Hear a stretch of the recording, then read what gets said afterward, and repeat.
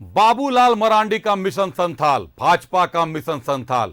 3 राज्यों में प्रचंड जीत मिली है, मध्य प्रदेश, राजस्थान और छत्तीसगढ़। और इसके बाद कहीं ना कहीं बाबूलाल मरांडी पूरी तरह से उत्साहित है, एक बार फिर से संथाल दौरे पर हैं। अभी हाल में ही संथाल में आदिवासी विकास यात्रा कर लौटे हैं और आज से फिर से संथाल के दौरे पर चले गए। यहां आपको एक बात बता दूं, भाजपा ने संथाल में विधानसभा की सारी एसटी रिजर्व सीट जो थी उनको गंवा दिया था। भाजपा के पास कोई बड़ा आदिवासी चेहरा नहीं था। बाबूलाल मरांडी का पदार्पण होता है दोबारा भाजपा में, और इस बार भाजपा संथाल को गंवाना नहीं चाहती, क्योंकि ऐसा माना जाता है कि राज्य की सियासत जो है वो संथाल से शुरू होती है, कुर्सी का सफर संथाल से शुरू होता है। फिलहाल लोकसभा चुनाव सामने है, 3 सीटों पर चुनाव होना है और बाबूलाल मरांडी की लगातार यात्रा, बार बार सुंदर पहाड़ी जाना, निशिकांत दुबे का सुंदर पहाड़ी को लेकर लोकसभा में सवाल खड़ा कर देना, यह साफ कर रहा है कि संथाल की हवा बदलने वाली है, चुनावी बयार बहने जा रही है, तेज होने जा रही है। निश्चित तौर पर सरकार को भी, झामुमो और कांग्रेस को भी अपने दौरों में तेजी लानी होगी। पहले देखिए बाबूलाल मरांडी की रिपोर्ट। बाबूलाल मरांडी का मिशन संथाल, 3 राज्यों में प्रचंड जीत से उत्साह, अब झारखंड में कमल खिलाने की तैयारी। 3 राज्यों में प्रचंड जीत के बाद अब झारखंड में भी कमल खिलाने की तैयारी में बीजेपी जुट गई है। इसे लेकर बीजेपी प्रदेश अध्यक्ष बाबूलाल मरांडी एक बार फिर संथाल दौरे पर हैं। लेकिन जेएमएम ने दावा किया है कि 3 राज्यों में बीजेपी की जीत और बाबूलाल के दौरे का झारखंड में कोई प्रभाव नहीं पड़ेगा। सीता सोरेन ने कहा है कि संथाल समेत पूरा झारखंड का गढ़ अभेद है।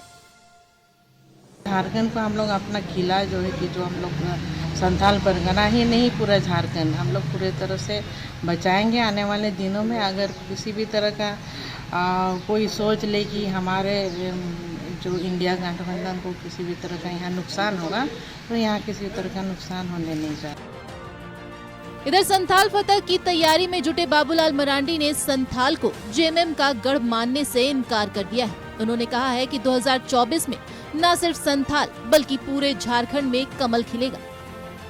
गढ़ किसी का नहीं है, 2-4 सीट को छोड़ दिया जाए तो बाकी सभी सीट भारतीय जनता पार्टी किसी न किसी समय जीती हुई है, तो इसलिए कैसे आप इसको गढ़ मानते हैं। आज भी 3 में से 2 लोकसभा सीट भारतीय जनता पार्टी के पास है, और जो राजमहल लोकसभा भी है वहाँ भी हम लोगों ने कई दफ़ा सोम मरांडी भी जीते हैं, देवीधन बेसरा भी जीते हुए हैं। तो ऐसा नहीं है कि कोई अवैध किला है कि बिल्कुल बीजेपी कभी जीती नहीं है। हमने कहा कि 2-3 विधानसभा है जहाँ पर बीजेपी अभी तक जीती नहीं है, बाकी तो सभी सीटों पर बीजेपी जीती हुई। गैलेक्सी फर्नीचर मॉल से सजाए अपने सपनों का घर। रांची का एकमात्र सर्वश्रेष्ठ फर्नीचर मॉल, किफायती दाम पर बेहतरीन फर्नीचर उपलब्ध। अपने बेडरूम और ड्राइंग रूम को दे मॉडर्न लुक। फर्नीचर की खरीद पर 20% की छूट।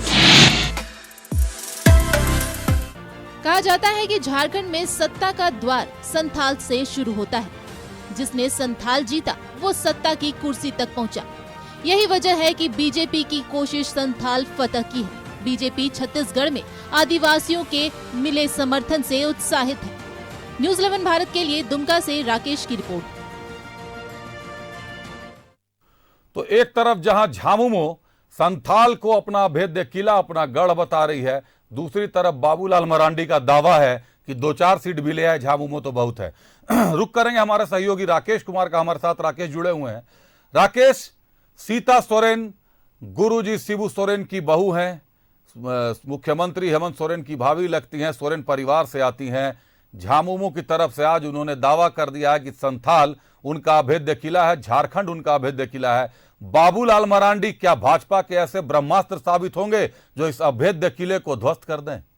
देखिए, अभी से कई सवाल खड़े हो रहे हैं। खास करके सबसे बड़ी बात कही जा सकती है कि जिस तरीके से संथाल को फोकस किया जा रहा है तमाम राजनीतिक दलों की तरफ से, वहीं बीजेपी ने एक बार फिर से उस इलाके में अपनी पकड़ मजबूत करने की कोशिश की है। हालांकि लोकसभा की बात की जाए तो निश्चित तौर पर उनकी पकड़ पहले से मजबूत बताई जा रही है, लेकिन जैसे जैसे समय बीतेगा, विधानसभा के भी चुनाव हैं, तो ऐसे समय में बाबूलाल निश्चित तौर पर वहां जाकर बातचीत कर रहे हैं, लोगों के बीच जा रहे हैं। और खास करके आपने देखा होगा कि जिस तरीके से हाल के दिनों में चर्चा थी कि आखिर आदिवासी वोट किस करवट लेगा और उसी का फैसला किया जा सकता है कि आखिर कौन जीतेगा कौन हारेगा। संथाल राकेश लोकसभा की बात करें तो 3 में से 2 सीट पर भाजपा अभी वहां है, और अगर विधानसभा की बात करें तो 2014 और 2019 में फर्क बस इतना ही आया था कि भाजपा की 3 सीटें घट गई थी और कांग्रेस की 2 सीटें बढ़ गई थी, जेएमएम की 1 सीट बढ़ गई थी। तो भाजपा अपनी उस 3 सीट को वापस पाने के लिए पूरी कवायद, पूरी ताकत लगाएगा।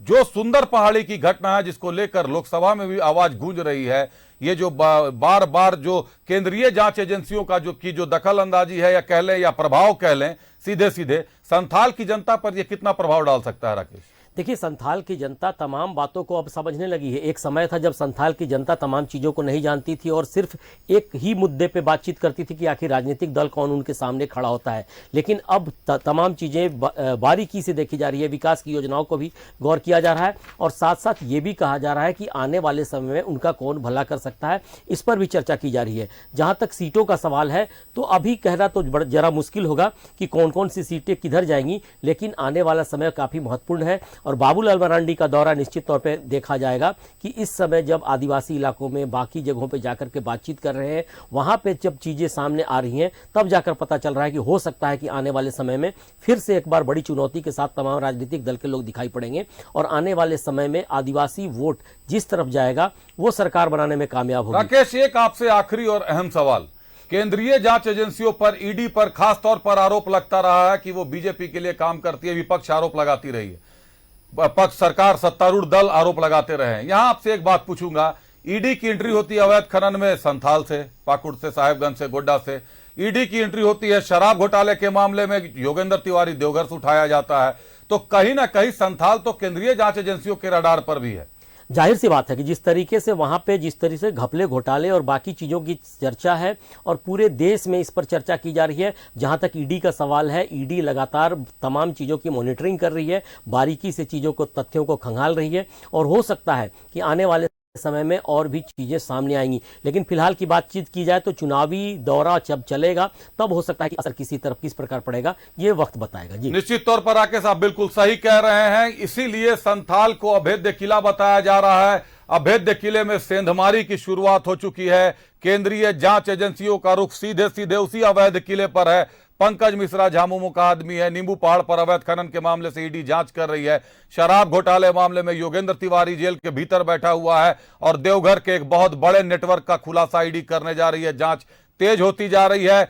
गजेंद्र सिंह को ईडी के संयुक्त उत्पाद आयुक्त है, उनको 2 बार बुलाया जा चुका है, दोनों बार नहीं गए हैं। साहेबगंज के एसपी बने हैं नौशाद आलम, उनको बुलाया गया है, वो भी नहीं, एक बार आए हैं, एक बार आने से उन्होंने भी मना कर दिया था और उनको फिर से सम्मन जारी किया जा रहा है। ऐसे में देखना दिलचस्प हो जाएगा कि संथाल का दाव किसके तरफ जाता है। बाबूलाल मरांडी निश्चित तौर पर बड़ा आदिवासी चेहरा है और बड़े आदिवासी चेहरे के रूप में संथाल में अपनी धमक बना रहे हैं। हमारे साथ जुड़ने के लिए बहुत धन्यवाद राकेश आपका।